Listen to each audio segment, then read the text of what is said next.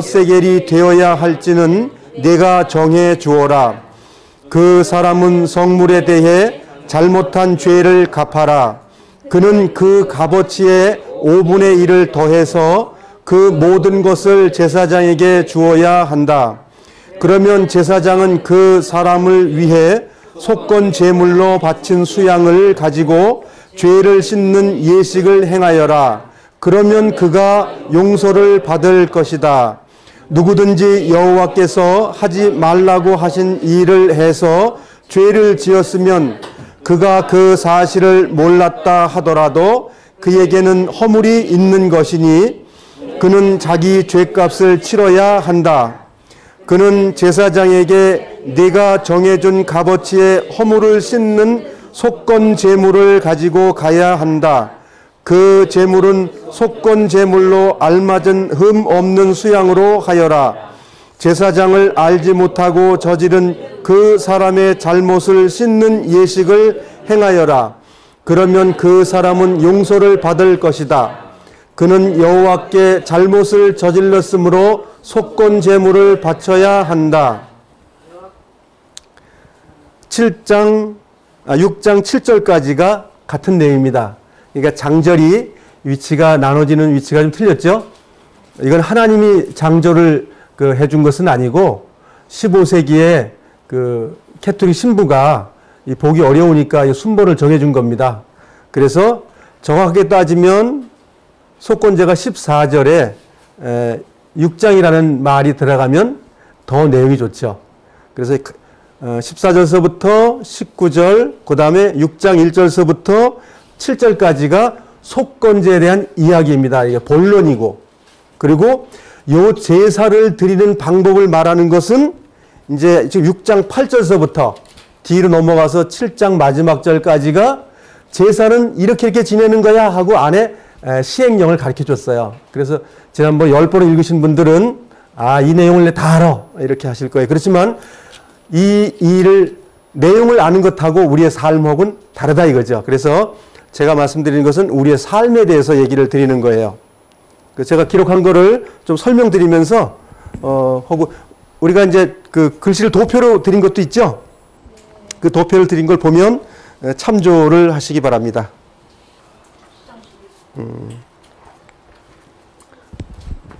자, 속건제는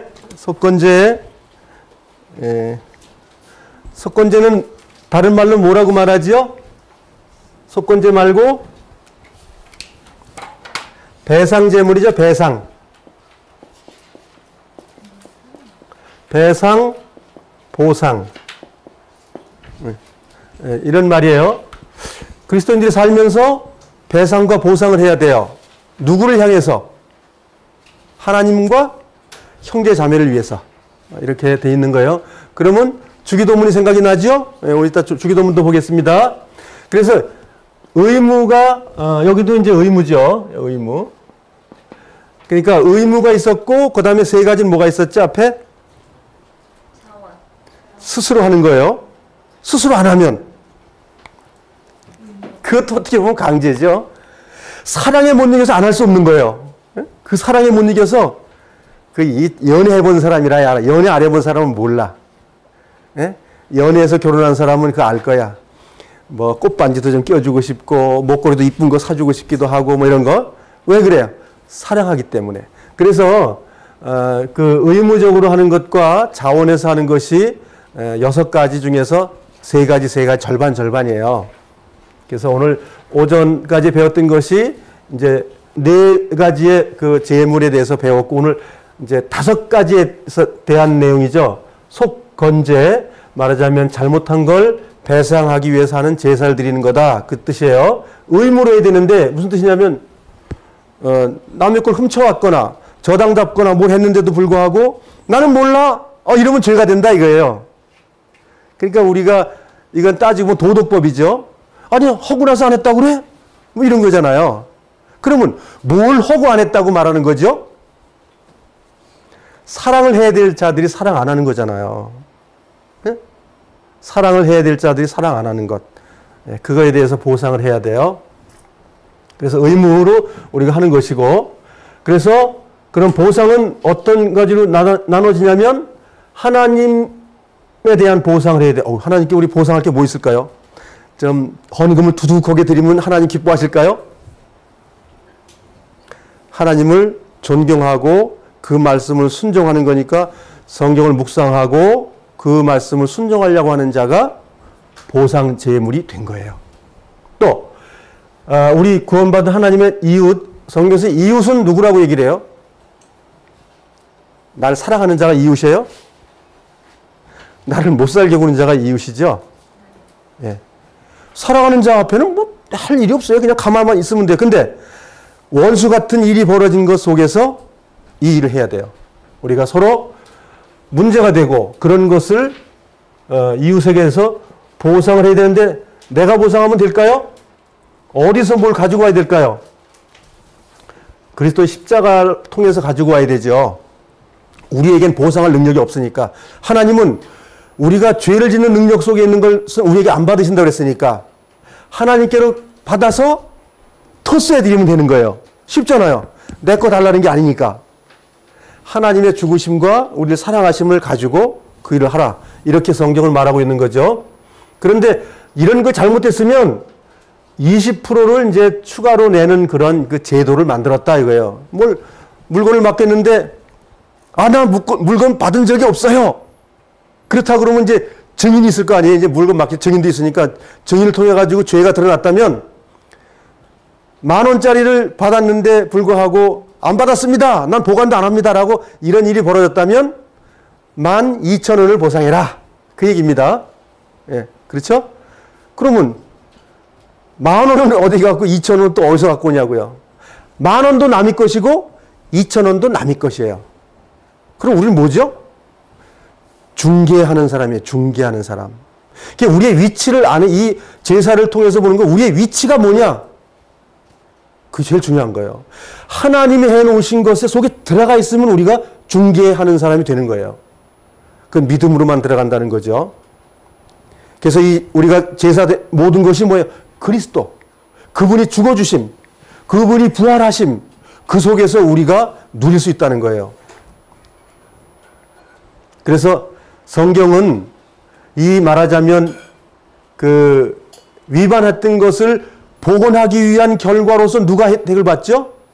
우리 모두 혜택을 받아요. 즉 이스라엘 사람들이 유대인들이 성막에서 제사를 지내고 이런 일을 했을 때 누가 이득을 받죠? 하나님이 이득을 받나요? 그 백성들이 형제 자매들이 이익을 본 거예요. 그래서 이제 하나님께 잘못한 게 있다 그러면 어떤 잘못이냐면 성물하고 금령이라는 것. 이 성물이 뭔지 아시죠? 성물이 뭐예요? 작년에 배운 걸 생각을 해보세요. 성물이라고 말하는 것은 성소에 있는 모든 기물들이 성물이에요. 성스러운 물건들이에요. 즉 하나님이다 이거예요. 하나님. 그게 하나님 표현하는 거잖아요. 뭐 번제단이라든가 뭐 향단, 그다음에 뭐 그 안에 떡상이라든가 이 모든 것이 뭐예요? 주님이 하실 능력을 얘기하는 거잖아요. 그 주님이 하실 능력을 우리가 망가뜨리면 어떻게 돼요? 보상해라 그 소리예요. 그런데 성물과 금령 하지 말아라 하라는 그 금령을 범했을 때 속건제 제사를 드려라. 그럴 때 뭐가 또 와야 돼요? 제사 제물이 뭐예요? 수양, 그 다음에 이웃에 대해서 잘못해도 수양, 하나님 앞에 잘못해도 수양, 제물이. 순양. 아까 우리 이제 그 속죄제에서도 암양이 있었나요?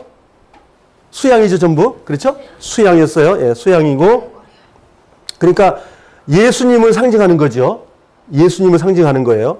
예수님을 상징함으로 예수님이 하나님과 우리의 화목 제물이라고 성경에 기록되어 있으니까. 그래서 그러면 하나님 앞에는 그랬다 치고 요 3번에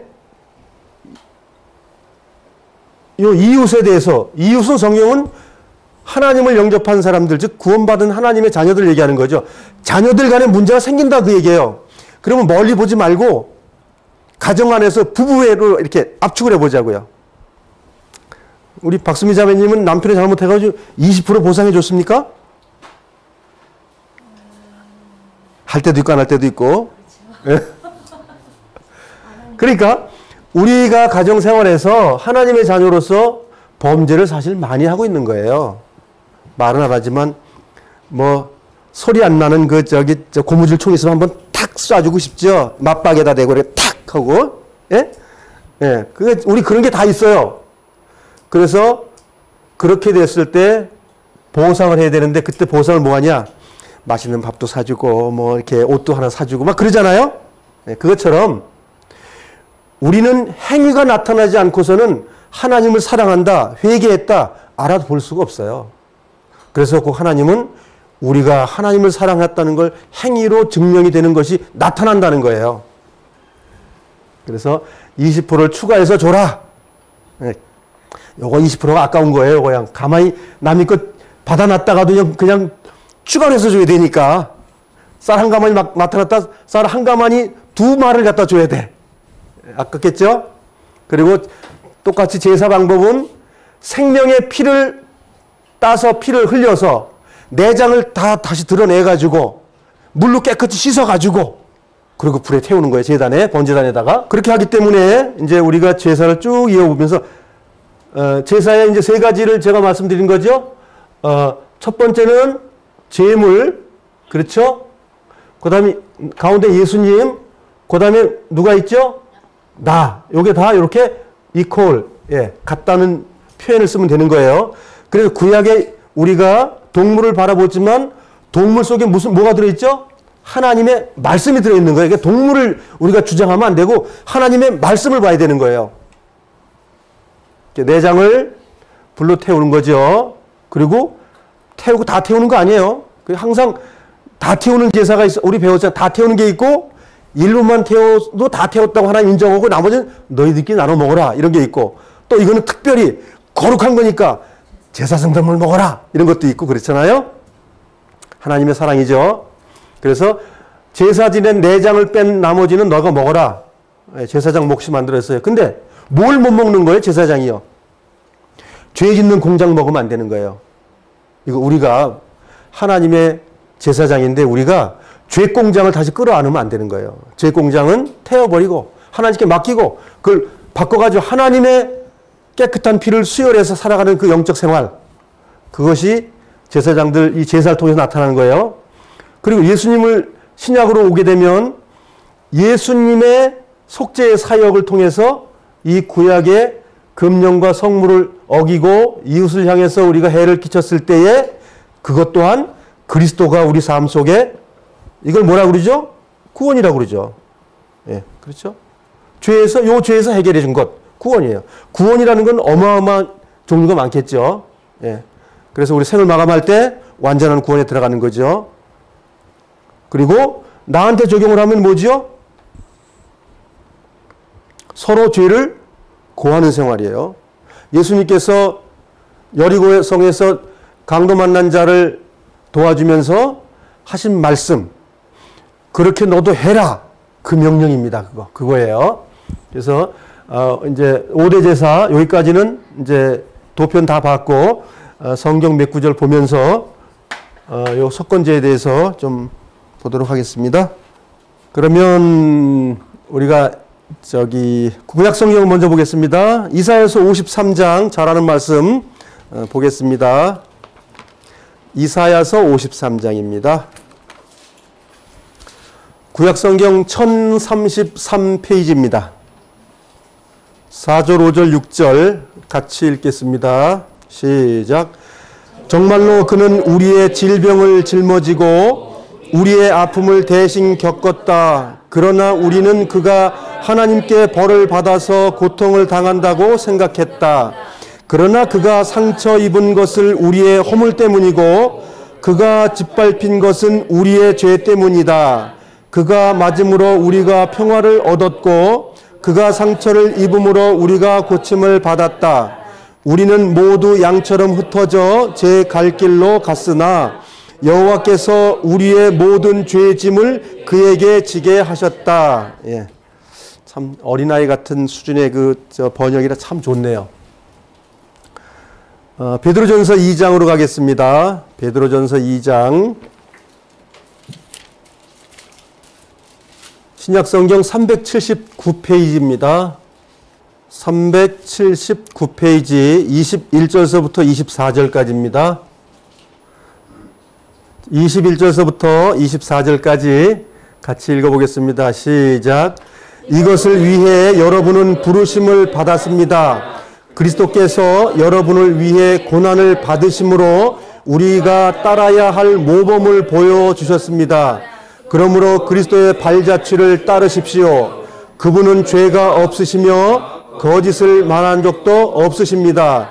예수님은 모욕을 당해도 욕하지 않으시고 고난을 받을 때도 위협하지 않으셨습니다. 그는 모든 것을 공정하게 심판하시는 하나님의 손에 자신을 맡기셨습니다. 그리고 몸소 우리 죄를 짊어지고 십자가에 달려 돌아가심으로써 우리가 더 이상 죄를 위해 살지 않고 의를 위해 살 수 있게 하셨습니다. 그리스도께서 상처를 입으심으로써 우리가 낫게 되었습니다. 예. 여기에 주님이 십자가에 달리기만 하면 된다고 그랬나요? 똑같죠? 주님이 가신 길 21절에 보면 이것을 위해 여러분은 부르심을 받았습니다. 어떤 것? 그리스도께서 여러분을 위해 고난을 받으심으로 우리가 따라야 할 모범을 보여주셨습니다. 고난 받으라네요. 주님이 가신 그 모범을 우리가 꼭 가야 된다는 거예요. 베드로가 그렇게 말하고 있습니다. 그래서 주님의 발자취를 따라가는 생활이다. 그래서 행위가 나타나는 거예요. 믿었다 하면 행위가 나타나는 거예요. 믿었으니까 된 것이 아니고. 자, 마지막으로 마태복음 6장으로 가겠습니다. 마태복음 6장.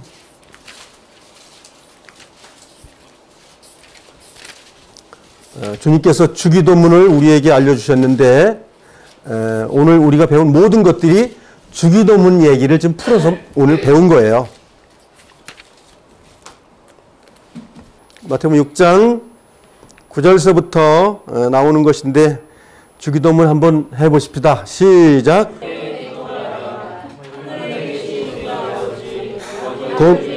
거룩히 여김을 받으시옵소서. 아버지의 나라가 이루어지게 하소서. 아버지의 뜻이 하늘에서처럼 이 세상에서도 이루어지게 하소서. 오늘 우리에게 필요한 양식을 주소서. 우리에게 잘못한 사람을 우리가 용서해 준 것처럼 우리의 죄를 용서하여 주소서. 우리들을 시험에 빠지지 않게 하시고 악으로부터 구원해 주소서. 아버지는 나라와 권세와 영광을 가지고 계십니다. 아멘. 요 가로 안에는 누가 추심으로 넣은 거예요. 원문에는 없는 거예요. 그는. 여기에 보면 12절에 뭐라고 되어 있죠? 읽어볼까요?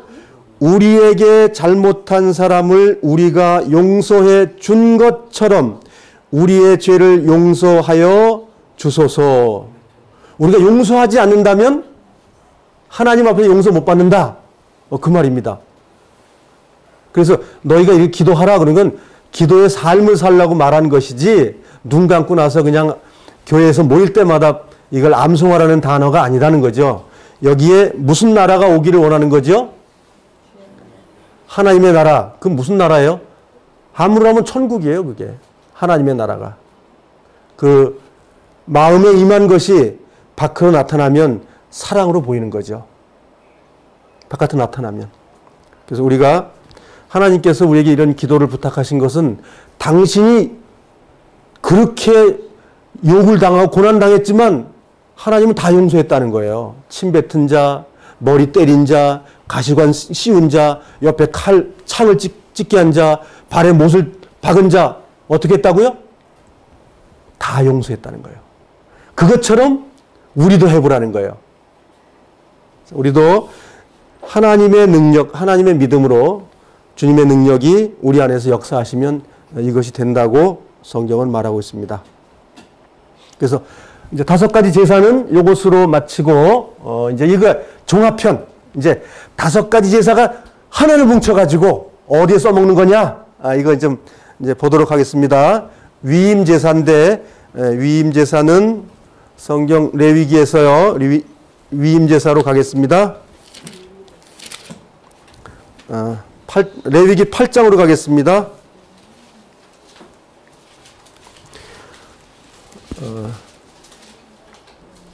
이번 그 말씀 교재의 핵심이 8장입니다.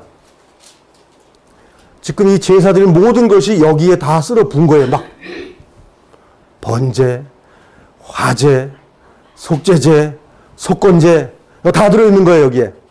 종합 선물 세트입니다. 은혜의 보고 여기 들어있어요.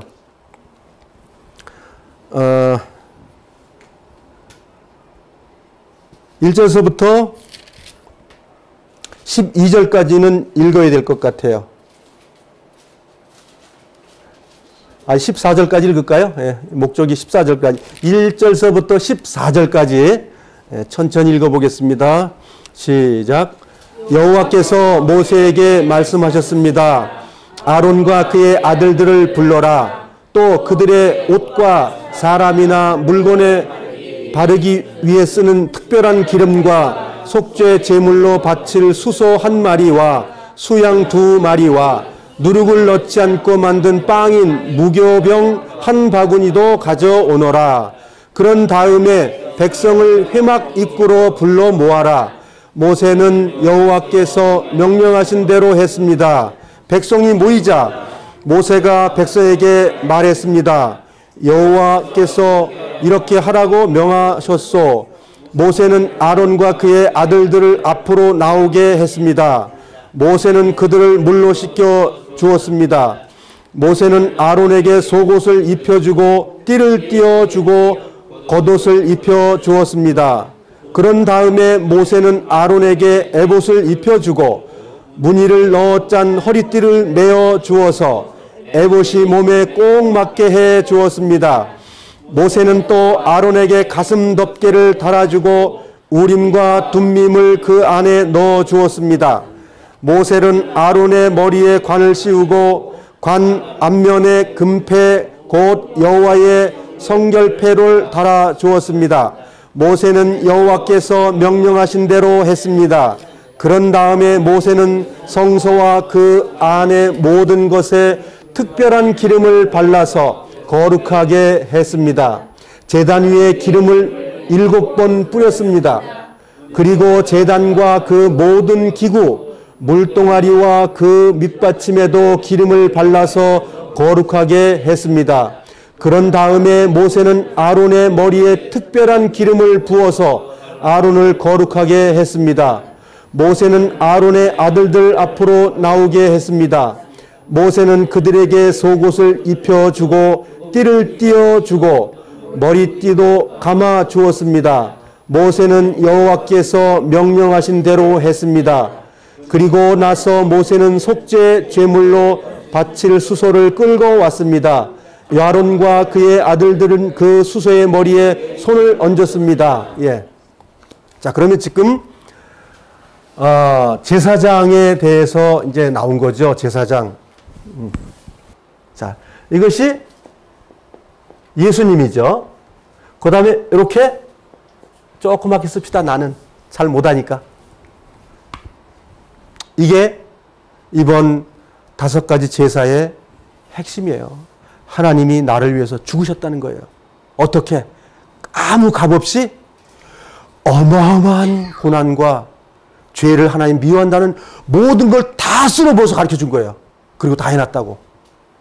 그래도 못 믿을 거냐고 묻는 거예요. 다시 확인하는 거예요. 이제 또 제사장 아론은 대제사장이에요. 아론을 이리 와라. 이스라엘 군대들 다 모여 해놓고 나서 딱 아론을 갖다가 대제사장으로 임명하는 거예요. 임명을 해가지고 제사를 일주일 동안 지내는 거예요. 7일 동안. 7일 동안 지내는 거예요. 7일 동안 지내는데 아론이 대제사장으로 할 때 어떤 행위를 봤습니까? 저런 옷을 입혀준 거예요. 지금 모세가. 저게 어디에 있는 거지요? 하늘나라에 있는 거예요. 하늘성소. 주님의 거룩한 곳에 저게 있어요.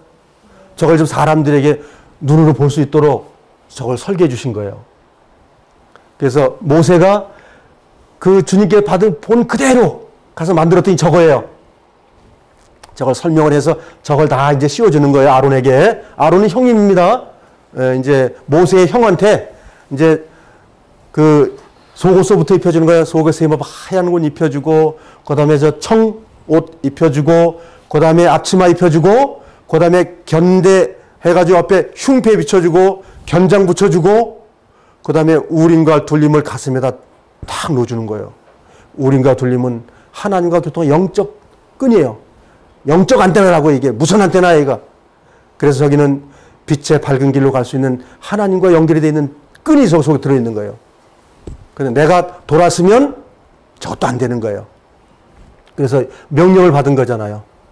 그래서 아론에게 무엇해라, 무엇해라, 무엇해라, 무엇해라. 하나님이 주신 대로 다 했다. 그럼 결과가 뭐예요? 거룩한 거예요, 그것이. 하나님이 하라는 대로 하면 그게 거룩이에요, 그게. 그게 완전한 구원이라고요, 그게. 하나님 편은 다 끝났다니까요. 자, 다 끝난 거 우리가 이제 성경에서 봐요. 다 끝납니다. 그 다음에 이제 아들들한테, 아들들은 이제 제사장들이 대제사장이 아니고 일을 어마어마하게 많이 해야 될 사람들이죠. 맨날 피비린내 나는 걸 매일 경험을 해야 돼요. 그 죄인이 와서 얼마나 죄를 많이 집니까? 맨날 그냥 피 쓸어야 되고, 그냥 그 맨날 고기 그냥 각 들어야 되고, 그냥 그 칼 잘 무디게지니까 이제 칼 맨날 갈아줘야 되고. 그래. 지금 성소에는 의자가 있다고요, 없다고요? 오히려 죄물이 쉬는 장소가 있어요. 죄물은 스탠드가 있지만 사람들은 서 있어야 돼요, 거기에. 한 번도 못 앉아 있어요. 그게 뭡니까? 주님 오실 때까지 우리는 못 앉아 있어요. 죄 지는 곳에 갈 수 없는 거예요, 우리는. 주님 오실 때까지 깨어 있는 것이 바로 서 있는 거예요. 신약하고 구약은 다 똑같은 겁니다. 그러니까 이렇게 해가지고 제사를 드려가지고 제가 드리려고 하는 핵심이 뭐냐면 이것 때문에 죄물이 다 준비됐는데 하나님이 다 했는데 그걸 거부하는 사람이 누가 있었어요? 아론의 아들 홈리와 비누아스가 어떻게 했죠? 아니 하나님이 죽으셔서 다 해놓은 걸 그걸 거부해? 배은망덕도 유분수지. 그래서 하나님이 어떻게 했죠? 죽였죠? 끌어내라. 그랬어요. 그러면 그 한 번 구원이 영원한 구원이라는 말이 안 맞잖아요. 그리고 뭐 지난번에 다 배웠기 때문에 알지만 얼마나 많은 사람이 죽었냐고요. 막 몇만 명씩 죽고 막 불뱀이 나와서 죽고 다 죽잖아요. 왜 죽었어요? 말씀을 어겨서. 주님의 보혈을 구원을 받았지만 순종의 삶을 살지 못하면, 즉 죄물된 삶을 살지 못하면 버려진다 이거예요. 그게 구약에서 이야기하는 거예요. 그래서 두렵고 떨림으로 구원을 이루는 삶이 안 되면 버려지는 거예요. 여기에 핵심이 이건데 결국은 내가 주님은 온전하게 하나님 말씀 순종해서 대제사장으로 됐어요. 그래서 하늘 성소에서 우리를 위해서 충부해 주고 계시다고요. 하늘 성소로 영계 속으로 들어가셨다고요.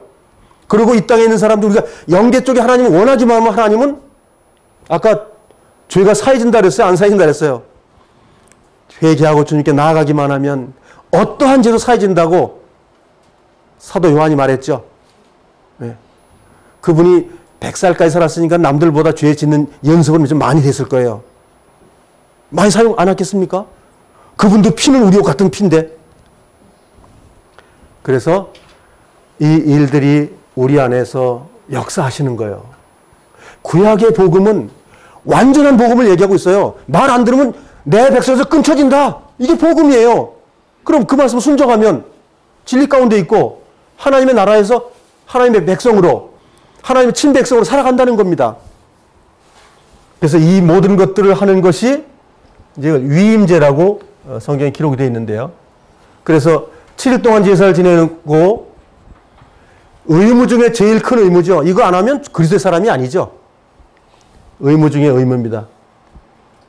5대 제사를 다 드리는 거예요. 5대 제사 한번 해볼까요? 첫 번째, 번제. 두 번째, 다 같이 한번 해보세요. 두 번째, 소제. 세 번째, 네 번째, 속죄제. 다섯 번째, 여섯 번째.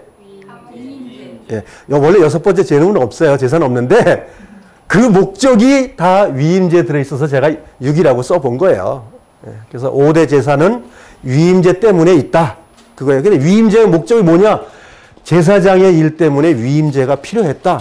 그럼 제사장들이 뭐란 뜻이에요? 죄 덩어리들이다 그 얘기예요. 제사장들이 죄 덩어리이기 때문에 하나님께서 죄에 앉을 수 있도록 하나님이 죽으셨다 그 얘기예요. 그럼 우리가 왕가의 제사장이에요. 그렇죠? 7일 동안 제사를 지냅니다. 완전히 지금 7일이 필요한 거죠. 유대인들이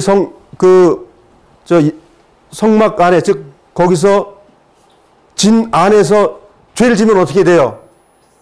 7일 동안 밖에 나가 있다가 들어오는 거잖아요. 그렇죠? 그래서 자, 그리스도의 제물로 다 완성이 됐어요. 다 완성되면 하나님 편에서 영원한 속죄입니다. 우리 편에서는 아니에요. 그건 아니라고요. 성경을 자세히 보시면 그건 아니에요. 그래서 이게 다라는 것이 내 쪽이 아니고 하나님 쪽이기 때문에 이 제사가 필요한 거예요. 그래서 우리 쪽에서 다 되려면 그리스도이신 하나님이신 제물이신 그분을 날마다 가져오는 생활을 하는 것이 영원한 제사가 되는 거예요. 그리고 우리가 모일 때마다 주의 만찬을 합니다. 이 만찬은 5가지 제사를 함축해서 우리가 떡과 잔으로 가지고 와서 비유를 하는 거예요. 그 만찬은 주님을 잡은 것이고 주님이 역사하신 것이고 주님이 내 안에서 살아계신 것이고 나는 주님의 종으로 가고 있다는 걸 표현한 거예요. 피를 마시고 떡을 떼는 것은 내가 대제사장, 제사장으로서 내가 온전히 의롭고 거룩합니다라고 하는 고백입니다. 그것이. 그러니까 우리가 주의 만찬을 함부로 떼면 어떻게 된다고 성경 나와 있죠? 그래서 우리가 마시는 거 홀짝 맞고 떡 이렇게 떼먹었다고 죽는다는 말이 아니고 이 만찬의 삶이 안 사라진 건 죽은 거다 그 소리입니다. 그거는 그 사람들 그거 떡 하나 먹었다고 하나님 죽인대 그 말이 아니에요. 그 말이 아니라고요. 그 삶이 안 사라진 사람 버려졌다 그 말입니다. 그래서 이 떡 떼는 걸 그냥 우상처럼 생기는 그 집단에서는 뭐라고 말해요? 함부로 먹으면 안 된다고. 죽을 수도 있다고. 죽은 사람 한 번도 못 봤어요, 나는. 봤어요, 여러분? 그 가짜로 떡 뗀 사람이 죽은 거 보셨어요? 못 봤잖아요. 무슨 뜻이냐면, 그 하나님이 살았던 그 삶이 하나님 앞에 안 된 것은 버려진 거다, 그 얘기입니다. 그래서 우리가 왕가의 제사장으로 거룩한 삶이 사라지고 거룩하기 위해서 뭐가 필요하다고요? 5대 제사가 우리에게 필요한 거예요. 누가 해주셨어요? 하나님께서. 우리가 돈 몇 푼 냈나요? 그거 받기 위해서? 성경에서는 보배로운 피로 인해서 그 피로써 우리가 되는 거예요. 그 피로써 우리가 왕가의 제사장으로 이 땅에 사는 거예요. 그래서 우리가 천국 삶을 지금 살고 있는 거예요. 그래서 우리가 주님과 하나 되면 그게 천국이라고 성경에 나오죠. 이게 지금 주님과 하나 됐다는 거는 말로 하는 게 아니에요. 하나님이 죽으심을 나도 죽는 거예요. 하나님이 살아내신 거 나도 사는 거예요. 근데 여기는 하나님의 믿음으로만 된다고 성경은 말하고 있는 거예요. 이게 100% 믿어지면 된다는 거예요. 안 믿어지기 때문에 안 사는 거예요. 이렇게 된 사람들은 제가 이제 조금 좀 설명을 좀 해드리겠습니다. 성경을 좀 몇 군데 찾고 영상 좀 보도록 하겠습니다. 8장에서 9장의 내용이 이제 위임 제사를 어떤 사람들에게 이러이러한 제사를 해줘라 하나님께서 명령해가지고 모세가 이제 집행을 했던 내용들을 쭉 이제 기록을 한 내용입니다. 이렇게 해라, 이렇게 해라. 옷을 입고 뭘 하고 이게 뭐예요? 거룩한 하나님의 것을 하나님이 계속 입혀주는 거예요, 우리에게. 우리 삶 속에서. 그리스도를 통해가지고. 그 다 이렇게 해주고 나서는 하나님도 목적이 있는 거잖아요. 주님이 가신 것처럼 가봐! 이렇게 얘기하시는 거예요. 8장 17절입니다. 8장 17절. 17절, 18절 같이 읽겠습니다. 시작. 수소의 가죽과 고기와 똥은 진 밖에서 태웠습니다. 모세는 이 모든 일을 여호와께서 명령하신 대로 했습니다. 그런 다음에 모세는 번제물로 바칠 수양을 끌고 왔습니다. 아론과 그의 아들들은 그 수양의 머리에 손을 얹었습니다. 그래서 하나님이 깨끗게 하신 거예요. 하나님께 준비해 놓으시고, 그래서 대제사장과 제사장을 이렇게 임명하시고, 23절 같이 읽겠습니다. 시작. 모세는 수양을 잡고 그 피 가운데 얼마를 아론의 오른쪽 귀끝과 오른쪽 엄지 손가락과 오른쪽 엄지 발가락에 발랐습니다. 왜 발랐을까요? 피를? 이거 생명이죠. 하나님의 생명이라고 말하는 거예요. 지금 동물 죽은 피가 하나님이 키워놓은 동물 죽인 거잖아요.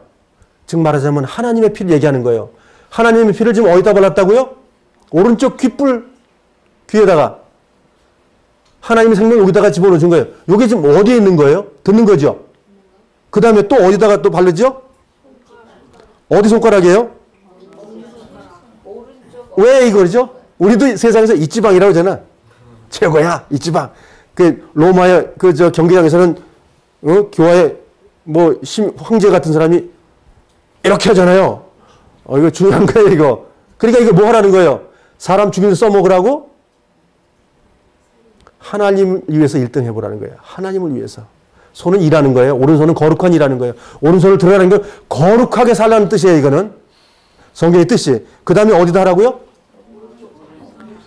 그래서 주님께서 거기에 대못을 박으신 거예요. 그래서.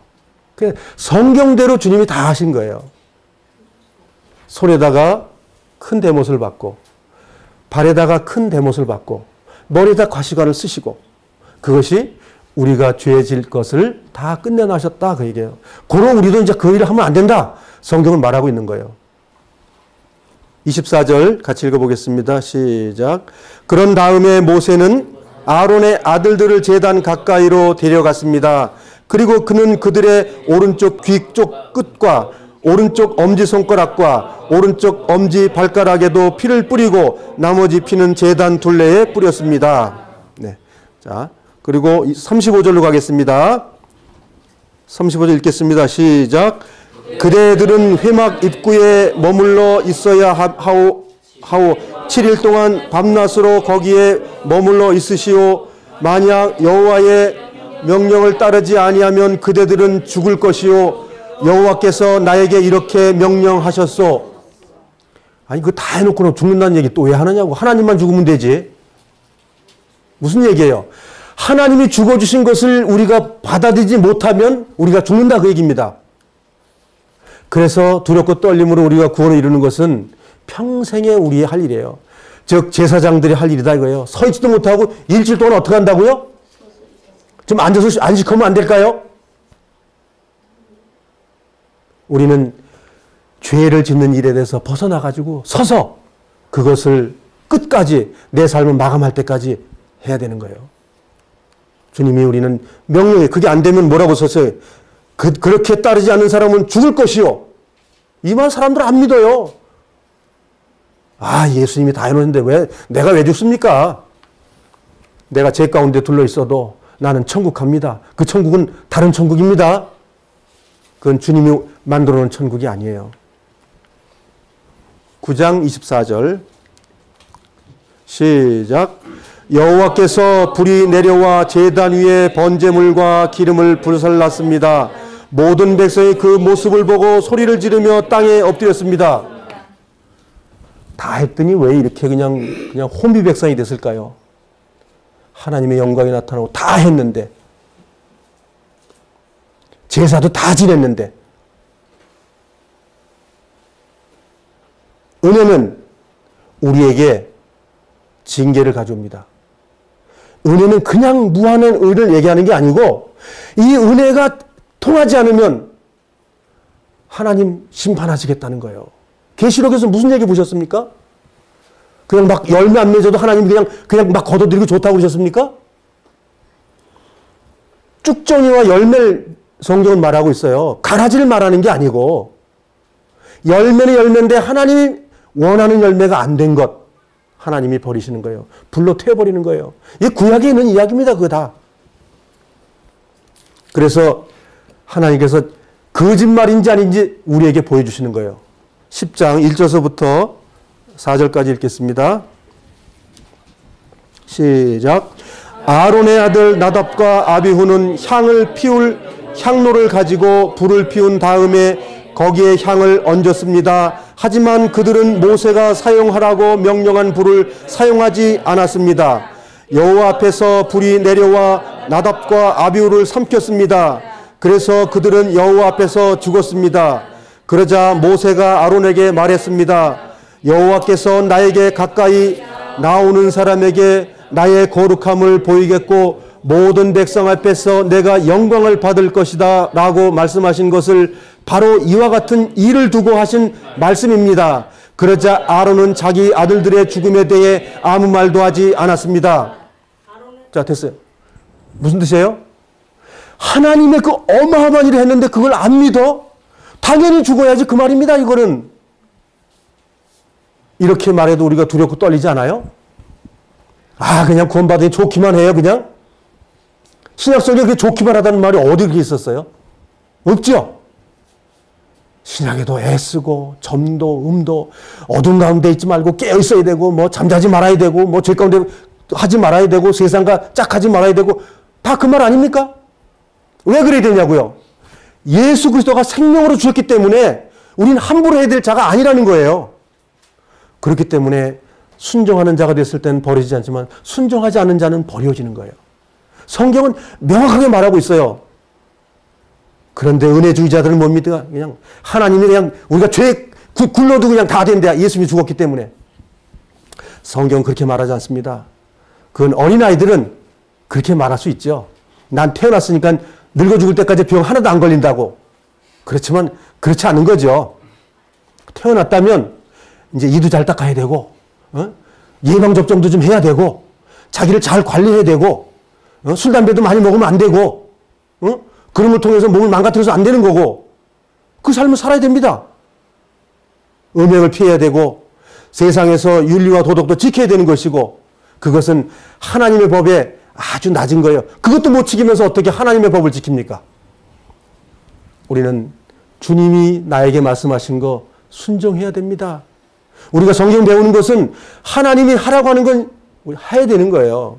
율법이 아닙니다. 은혜의 법을 순종하는 거예요. 우리가 그 길을 하다가 우리 생을 마감해야 됩니다. 그것이 주님의 은혜를 갚는 거예요. 주님을 인정해 드리는 거예요. 하나님 감사합니다. 나의 죄를 다 해결해 줄 뿐더러 나의 죄를 날마다 해결해 주시고 짓지 않도록 힘을 주시고 이길 힘 주시는 그것 때문에 우린 감사한 거예요. 그래서 우리는 성경으로 돌아가자는 거예요. 우리가 요한복음 내 양은 내 음성을 듣는다는 말이 얼마나 귀한 얘기인지 몰라요. 주님이 누구예요? 어린 양이에요. 죄물인데 그 죄물의 말을 들으면 죄 안 짓는다는 거예요. 그런 말씀을 하고 부탁하고 가신 거예요. 그런데 죄 져도 괜찮대요. 그건 마귀복음입니다. 하나님의 복음은 그렇게 말하지 않아요. 우리의 마음속에 이 말씀이 이게 아로 새겨져야 됩니다. 아, 주님 정말 나를 구원해 줬기 때문에 정말 주님 내가 어떠한 길을 가라고 하는데 은혜의 길로서 나를 인도해 주시고 있구나.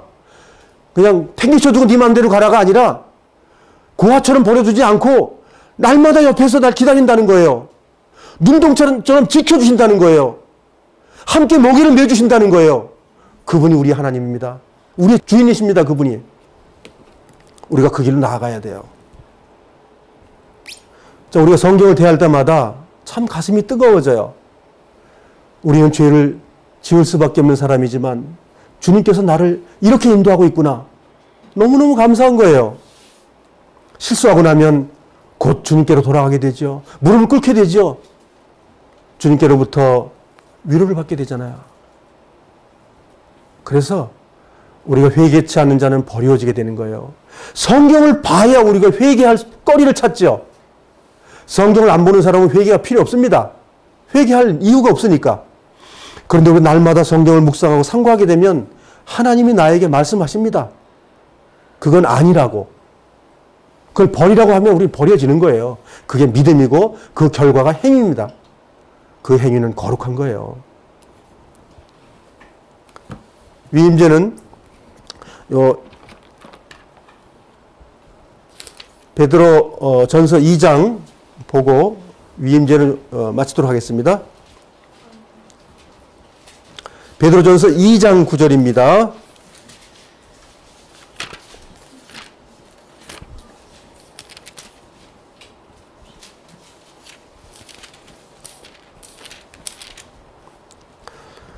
이 장 9절 찾으셨으면 같이 읽겠습니다. 시작.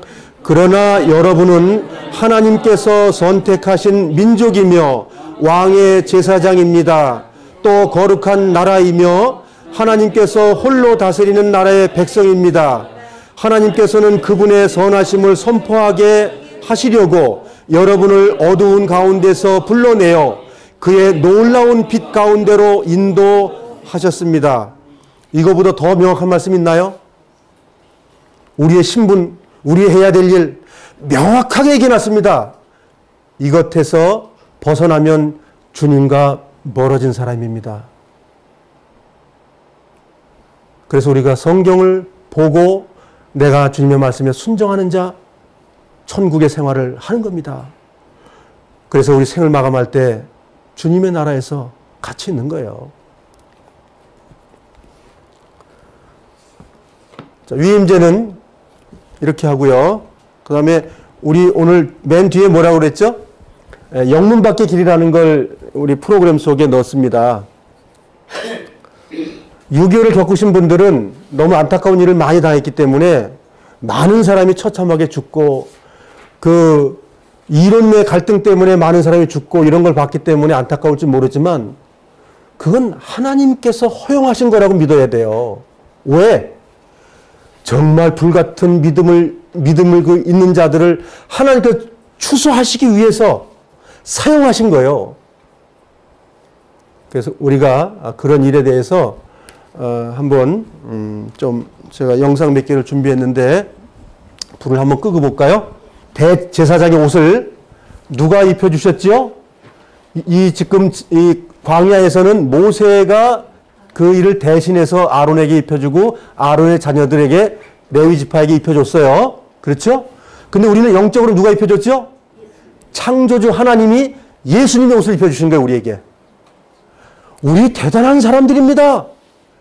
우린 신의 아들이에요. 우리 가벼운 분들이 아닙니다. 어마어마한 신분인데 요만한 죄 가지고 우리가 그렇게 살고 있으면 되겠습니까? 우리 다 버려야 됩니다. 우리 모두 그 길 버리고 이렇게 사는 거 한번 보면서 우리도 영문 밖의 길, 주님께서 십자가의 그 예루살렘 성문 옆에 영문이라는 그 속을 거쳐서 골고다 산에 간 그 일이 무엇인지 그걸 한번 보겠습니다.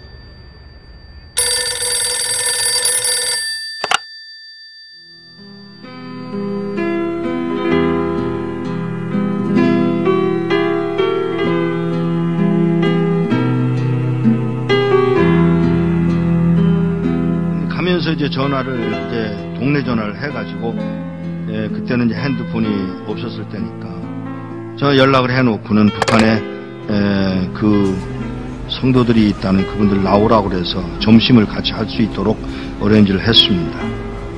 도착을 했습니다. 그리고 4명의 어른들이 나왔습니다. 제일 나이 많은 분이 79, 그냥 4명의 늙은이들이 나온 거예요. 제가 처음 질문이 뭐였느냐면 왜 나오시려고 그러세요? 요 말 한마디를 하는데 뜻밖의 그 노인이 찬송 한번 마음 놓고 부르고 싶어서 더 이야기할 게 없어서 알겠습니다. 제가 도와드리겠습니다. 언제 나오시겠어요? 그랬더니 빠를수록 좋소. 몇 명이나 되세요? 65명이에요. 어른들은 아니야. 애도 있어. 우리 손녀도 있어. 정보가 들어왔는데 우리 모두 잡혀서 수용소로 끌려간다나 봐. 알겠다고. 제가 도와드리죠. 제가 도와드리겠습니다. 그랬더니 이분이 잠깐만. 네? 잠깐만. 내가 나가서 하나님께 직접 물어보고 결정하면 안 돼?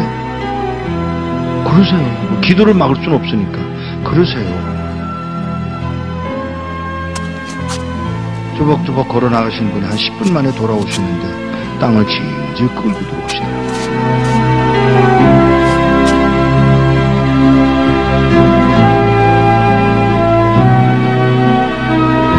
왜 그러세요?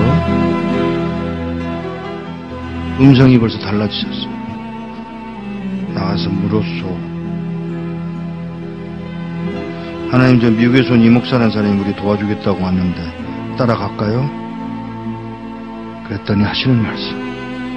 내가 능력이 없어서 너희들을 북한 땅에 남겨둔 줄 아냐? 그러니까 이 노인이 그 말을 듣고 우리가 그럼 매 맞는 것도 하나님 뜻이에요? 물론이지. 아니 하나님 우리 굶는 것도 하나님 뜻이에요? 물론이지. 우리 잡혀서 수용소로 끌려간다고 해서 그러는 거 아니에요 하나님? 몰라서 묻냐? 이 말 한마디야.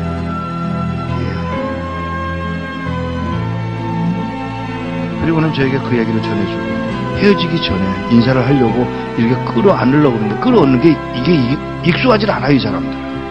그래서 제가 무릎을 꿇고 이렇게 내려다보는데 그가 신고 온 신발에 구멍이 뚫려서 발가락이 이렇게 나와 있더라고요. 그 발가락에 제가 입술을 대고 키스를 했어요. 그리고 우는 동안에 제 목이 뭐가 떨어지더라고요. 그 할아버지가 울고 계신 거예요. 일어나서 인사를 다시 하고 떠나면서 안녕히 계세요. 그랬더니 무슨 인사가 그러냐. 죄송합니다. 왜요? 천국에서 만나자 그래라. 예, 천국에서 뵙겠습니다. 그 말 한마디를 하고 떠나서 나오는데 몇 걸음 떠나갔는데 뒤에서 그의 음성이 들려옵니다. 누가 우리를 그리스도의 사랑에서 끊으리요.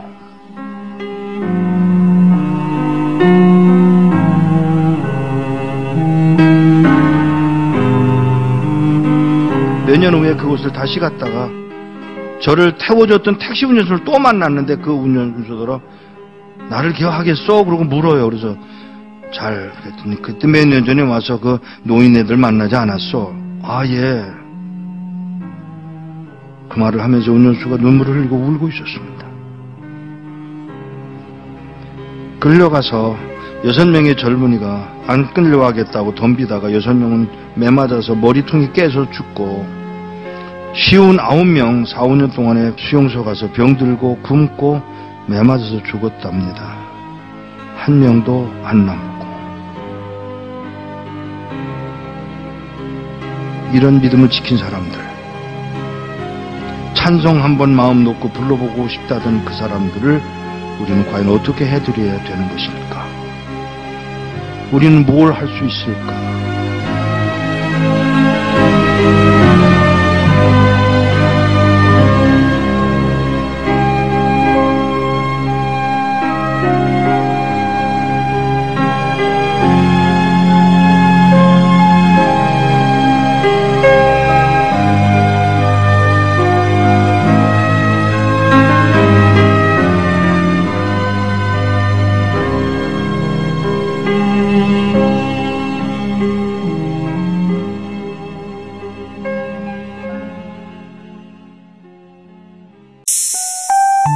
처음 누가 선생을 만났을 때 21살로 제일 어렸고 키도 제일 작았습니다.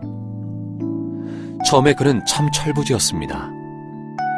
어린 누가 선생은 이름 바꾸는 일이 얼마나 진지한 일인지 잘 몰라 장난처럼 대했지만 우린 그때부터 그를 누가라고 불러주었습니다. 그는 철부지였지만 성경 통독과 기도로 성령을 받은 후 누가 선생의 설교는 인상이 깊었습니다. 다른 북한 선생들처럼 구호를 부르고 주먹을 흔들지도 않았고 그저 담담하게 설교했지만 전하는 말씀에 깊이가 있었고 사람의 마음을 흔드는 힘이 있었습니다. 그러던 어느 날 누가 선생은 공안에 붙잡혀 북송되었습니다. 한 보이부 지도원이 누가 선생을 신문했습니다. 몽둥이로 때리고 고문을 하다가 하도 어리고 착하게 생긴 청년이라 적당히 마무리하고 조사에 들어갔습니다. 누가 선생은 어린 시절 부모를 잃고 꽃제비가 되어 전전하다가 중국으로 건너가 성경 모임을 알게 되고 예수님을 믿게 된 이야기를 담담하게 이어갔습니다. 어린 청년의 거짓없는 진실한 고백을 들으면서 굶어 죽은 아이들 생각이 났습니다. 죄수들 앞에서 돌처럼 굳어있던 보이부 지도원의 마음이 흔들리기 시작했고 누가 선생은 이것을 보며 용기를 내어서 복음을 전했습니다. 지도원 선생님, 지금 우리나라는 김일성, 김정일이 신이 되어 있기 때문에 이렇게 가난하고 굶주리고 있습니다. 우리나라 사람들도 예수님을 믿어야 합니다. 그래야 우리도 잘 살 수 있습니다. 우리 인생이 다 지나가게 되면 심판이 있습니다. 보이부 지도원은 자기에게 복음을 전해준 선생을 사랑하게 되었습니다. 찰떡에 계란에 고기도 삶아 가지고 와서 신문한다는 핑계를 대고 누가 선생을 불러냈습니다. 그런데 누가 선생은 받지 않았습니다. 선생님, 정말 고맙습니다. 이건 제가 받아서 먹은 걸로 하겠습니다. 지금 감방 안에 나랑 같이 잡혀온 사람들이 많은데 그 사람들도 다 배고파합니다. 그리고 죽어가는 사람들도 많은데 그들에게 전해주시면 안 되겠습니까? 그 말에 보이부 지도원은 엄청난 충격을 받았습니다. 그가 여태껏 본 사람들은 서로 자기가 많이 먹겠다고 아우성치고 싸우는 사람들 뿐이었기 때문입니다. 김누가 선생이 재판을 받는 날이 왔습니다. 보이부 지도원은 어떻게 해서든 누가 선생을 살리고 싶었기에 신신당부했습니다. 너 절대로 재판장에 나가면 예수 믿었다는 말을 하면 안 된다. 그러면 너는 일반 감옥으로 가게 될 거야. 가서 1년만 고생해라. 내가 사람을 보내서 먹을 것을 들여보내주고 굶어 죽지 않게 할게. 그리고 나오라. 그러나 누가 선생은 태연하게 말했습니다. 나는 죽어도 괜찮습니다. 그렇게 젊은 나이에 죽는 것이 아쉽지도 않아? 누가 선생은 오히려 웃으면서 말했습니다.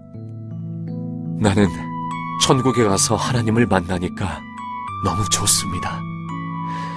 보이부 선생님은 아무리 힘들어도 괴로워도 믿음을 잃지 마십시오. 이 세상은 보이는 것이 다가 아닙니다. 꼭 예수님을 믿으십시오. 우리 천국에서 다시 만납시다. 내가 남은 생에 복음을 전하지 못하는 것을 선생님이 대신 전해주십시오. 그래서 많은 사람들이 구원을 얻을 수 있게 해주십시오. 결국 누가 선생은 청진에 있는 수성교화소에 끌려가 즉시 처형되었습니다. 보이부 지도원은 누가 선생이 처형되었다는 사실을 보고받고 울었다고 합니다. 그 후 한 지하교인을 감옥에서 구출해 주었고 그 교인이 중국으로 탈북해서 한국으로 왔습니다. 누가 선생의 죽음은 그 교인에게서 들은 이야기입니다. 마지막 사역장을 떠나면서 저에게 남겼던 편지처럼 그는 죽음으로 약속을 지켰습니다. 거룩한 하나님의 참된 사자이신 선생님께 앞이 보입니다. 북한의 성령의 복음이 전하여져 찬송의 목소리 높여가는 소리 들립니다. 믿어주십시오. 언제나 어디에 가든 하나님의 깨끗한 보혈로 순종한 종으로 살리라는 것을 우리 주 예수 그리스도의 이름으로 맹세하며 기도하나이다. 아멘. 2001년 5월 14일 김누가 올림. 북한의 기독교인들 목이 메입니다. 저는 북한 함경북도 청진에서 태어나 근 50년을 북한에서 살았습니다. 그러다가 주님의 은총으로 96년 아들을 데리고 남한으로 올 수 있었습니다. 저는 북한에서 태어나 북한에서 성장했기 때문에 하나님을 모르고 살았습니다. 제가 영문도 모른 채 지하 감옥에서 모진 고문과 사형 선고까지 받고 사형 집행날 극적으로 사형을 취소한다는 통지와 함께 정치범 수용소로 보내졌을 때 수용소 안에서 겪은 북한 신자들의 모습입니다. 저는 김일성대학 경제학부를 졸업했기 때문에 정치범 수용소에서 죄수의 신분으로 유일하게 6천여 명이 수용된 그곳의 모든 사람들에게 일을 시킬 수 있는 생산지휘와 모든 재정 업무를 맡아서 하게 되었습니다. 그 때문에 저는 많은 사람들이 일하는 작업장들을 이곳저곳 마음대로 갈 수 있었습니다. 어느 날 저를 담당하고 있던 재정부장 교도관이 저를 불러놓고는 단단히 교육을 시켰습니다. 너는 오늘부터 매일 어떤 공장으로 나가야 하는데 그 공장에는 미친 정신병자 놈들만 모여있다. 그 미친 정신병자 놈들은 당과 수령님을 믿지 않고 하늘을 믿는 미친 자들이니 너는 정신을 바짝 차리고 그곳에 가야 된다. 그리고 그 미친 자들하고는 절대 눈길 한번 마주치지 말아라. 그렇지 않고 네가 그 자들이 믿는 하늘을 믿게 되면 네 목숨은 여기서 끝나게 될 것이다. 그런데 거기 가서 그 사람들을 보는 순간 나는 너무 놀랐습니다. 그들은 사람의 무리 같지 않았습니다. 1500도 이상 시뻘겋게 타오르는 용광로의 고열 노동 작업장이었는데 그곳에서 많은 사람들이 움직이는 걸 보았을 때 무슨 짐승의 무리 같기도 하고 외계인 같기도 하고 도무지 사람의 모습을 찾아볼래야 찾아볼 수가 없었습니다. 머리에 머리카락이 붙어있는 사람은 하나도 없었고 얼굴은 해골 같고 이빨이 하나도 없었습니다. 키가 다 줄어들어서 120cm, 30cm 이렇게 땅에 딱 붙은 난쟁이들만 움직였습니다. 나는 가까이 가서 그들을 보았습니다. 전 너무나 놀랐습니다. 잡혀올 때는 정상인들이 잡혀왔는데 거기 와서 하루 16시간, 18시간씩 먹지도 못하고 그 고열 노동 속에서 일을 하다 보니 그 사람들은 척추가 녹아내려서 뒷잔등에 혹이 되어 있었고 몸이 다 휘어져서 앞가슴하고 배가 마주 붙어 있었습니다. 그 사람들은 한결같이 모두 그렇게 육체가 망가져 기형이 되어 있었습니다. 아마 프레스로 찍어도 한 판에 그렇게 똑같은 모습으로 찍기는 힘들 거라고 생각합니다. 그 사람들이 일하는 작업장에는 교도관들이 수시로 드나들었는데 교도관들은 말로 일을 시키지 않았습니다. 소가죽 채찍을 윙윙 휘두르고 다니면서 묵묵히 일하는 사람들을 사정없이 내리쳤습니다. 예수를 믿는 그 사람들의 몸에는 옷이 입혀져 있지 않습니다. 저는 처음에 멀리서 그 사람들을 보았을 때 모두 다 검은 옷을 입고 있는가 했습니다. 그런데 가까이 다가가서 찬찬히 보니 그 사람들은 맨 살가죽에다 앞에 시커먼 고무 앞치마 하나만 걸치고 있었습니다.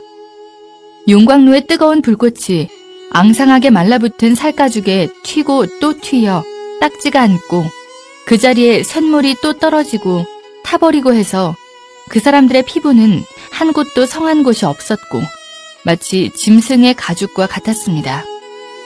어느 날 저는 그곳에서 정말 말로 전하기 힘든 너무나 끔찍하고 참혹한 광경을 목격하게 되었습니다.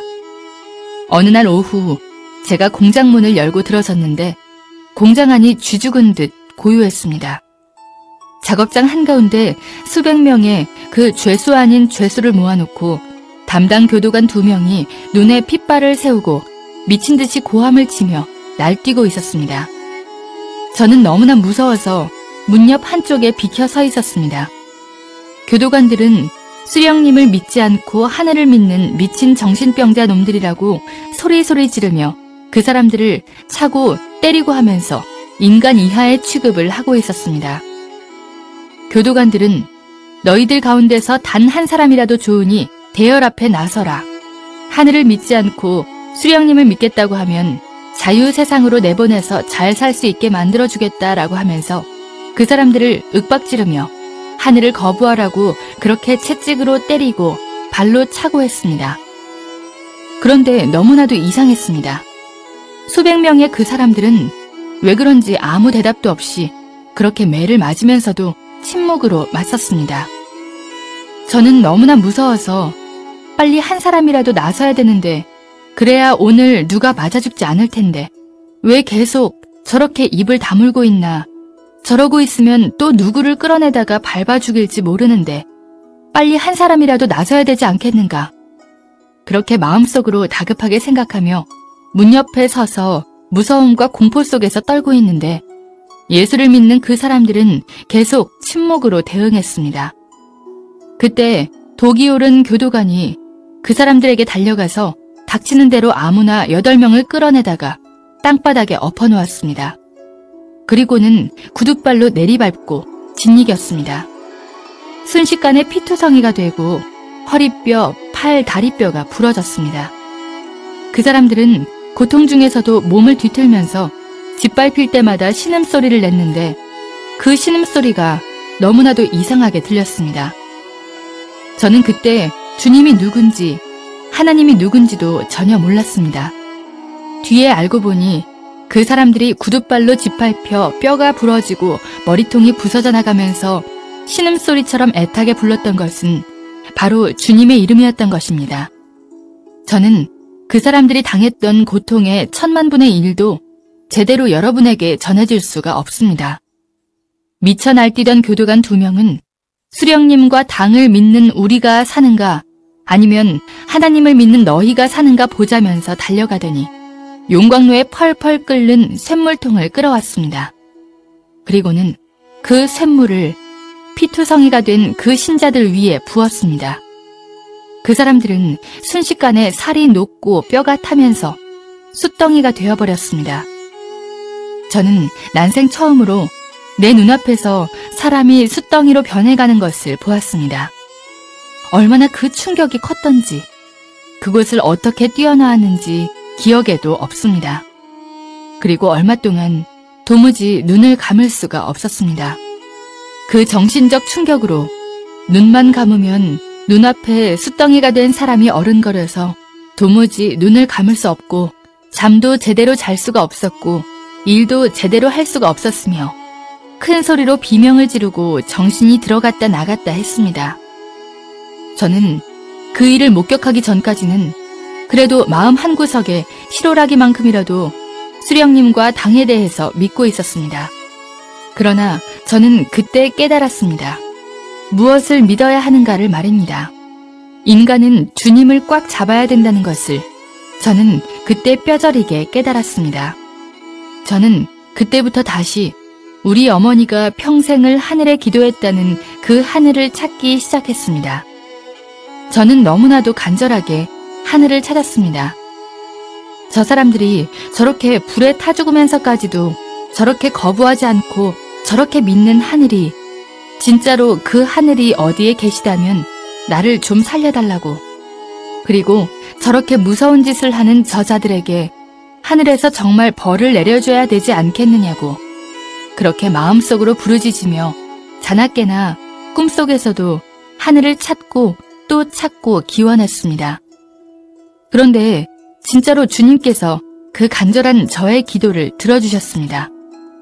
한 달이 멀다 하고 공개 처형이 있었는데 어느 날 누구를 또 공개 처형시키려는지 6,000명이나 되는 수용소 사람들을 한자리에 다 모이게 했습니다. 공개 처형 때는 언제나 하늘을 믿는 사람들을 맨 앞줄에 앉힙니다. 그런데 하늘을 믿는 자들은 살아서나 죽어서나 하늘을 보지 못하게 하라는 기밀성의 특별 지시와 규정이 있어서 하늘을 믿는 그 사람들을 앉힐 때에는 무릎 사이에 목을 끼우고 땅에 얼굴을 대고 엎드리게 했습니다. 심지어 죽어서도 하늘을 보지 못하게 해야 한다면서 죽은 시체도 목을 꺾어 거적에 말아서 어두컴컴한 산골짜기 나무 밑에 파묻게 규정이 그렇게 되어 있었습니다. 그날도 신자들은 하늘을 조금도 못 보도록 목을 무릎 사이에 끼우고 맨 앞줄에 앉아 있었고 그 뒤쪽으로 다른 사람들이 줄지어 앉아 있었습니다. 누구를 또 공개 처형하려는가 생각하고 있는데 갑자기 큰 소리로 내 이름을 부르는 소리가 들렸습니다. 저는 너무 놀라 쇠몽둥이로 머리를 한 대 맞은 것처럼 정신이 아찔하여 대답도 할 수가 없었고 일어설 수도 없었습니다. 그러자 간수들이 나를 끌어내다 앞에 세웠습니다. 내가 군중들 앞에 섰을 때 수용소 소장이 나에게 고마운 수령님과 당의 은덕으로 너는 이 시각에 석방이다 라고 통보를 했습니다. 바로 그 순간 목을 무릎에다 끼우고 맨 앞줄에 엎드려 있던 신자들이 내가 석방된다는 소리에 약속이나 한 듯이 동시에 고개를 번쩍 들었습니다. 그때 저는 그분들의 눈빛을 보았습니다. 그분들은 눈빛으로 간절히 말했습니다. 밖에 나가거든 자기들의 실상을 세상에 알려달라고. 지금도 제 가슴에는 그분들의 그 간절한 눈빛이 남아 있습니다. 그리고 우리 어머니가 평생을 빌고 또 빌은 그 하늘이 한 번 들어가면 살아나올 수 없는 그 악명 높은 정치범 수용소에서 저를 살려주었다고 굳게 믿고 있습니다. 주님께서 저희 모자를 살려주셨기 때문입니다. 저는 북한의 수용소에 갇혀있는 그 신자들의 눈빛을 절대로 잊을 수가 없습니다. 저는 그분들이 이 시대의 순교자라고 봅니다. 저의 증언으로 인해 북한 신자들의 인권 문제가 150여 개 나라에 나갔고 세계가 떠들었습니다. 유럽의 지식인 100여 명이 프랑스에 모여 북한 신자들의 인권을 위한 성명을 발표하기도 했습니다. 여러분, 자유롭게 신앙생활할 수 있는 것에 감사하십시오. 그리고 북한을 위해 기도해 주십시오.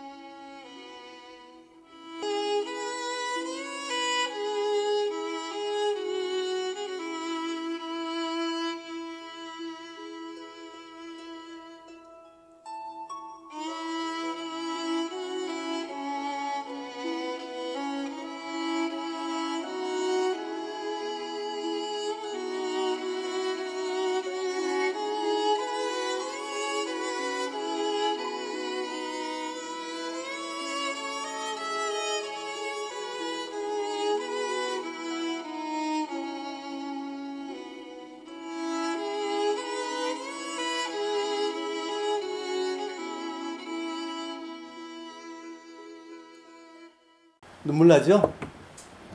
영문 밖의 길을 가는 사람들도 지금 있어요.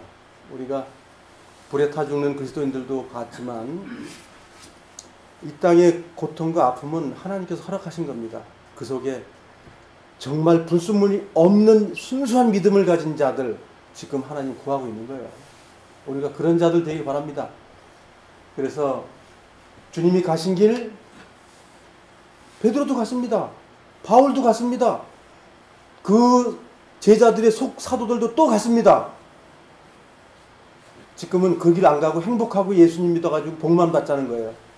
이게 다른 복음입니다. 우리는 완전한 복음에 들어가서 세상과 정말 하나 되는 삶이 아니라 죄와 구별된 삶을 살다가 우리 생을 마감할 때 그 나라에 다 같이 들어가십시다.